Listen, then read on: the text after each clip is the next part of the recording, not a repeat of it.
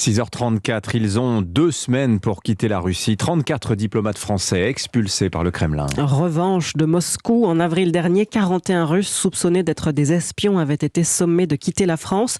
Pour Paris, cette décision russe est sans fondement légitime.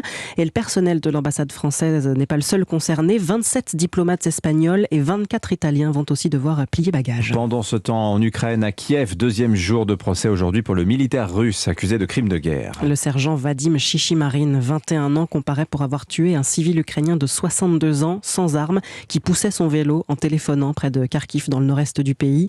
Un procès hors norme, en pleine guerre.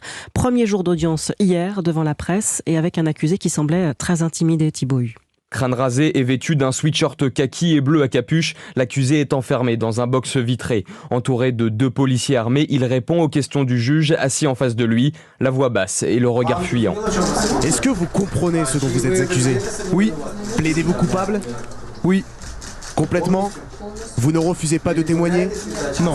30 minutes d'audience avant suspension. Elle reprend aujourd'hui avec l'audition de témoins. Ce procès, le premier en la matière depuis le début de la guerre, est très symbolique en Ukraine. Vadim Chichimarin risque donc la prison à vie s'il est condamné pour crime de guerre et meurtre avec préméditation.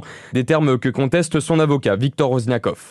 Sa reconnaissance ne témoigne que de son sentiment intérieur. Il ne nie pas les faits, il ne nie pas le meurtre, mais j'ai certains doutes concernant la qualification de ces crimes. L'accusé ne connaissait pas tous les détails du code pénal ukrainien. Et en effet, la notion même de crime de guerre répond à des standards internationaux très précis, examinés, vérifiés de façon indépendante. La Cour pénale internationale a d'ailleurs annoncé le déploiement dans les prochains jours de 42 enquêteurs et experts dans le pays. Thibaut Hu.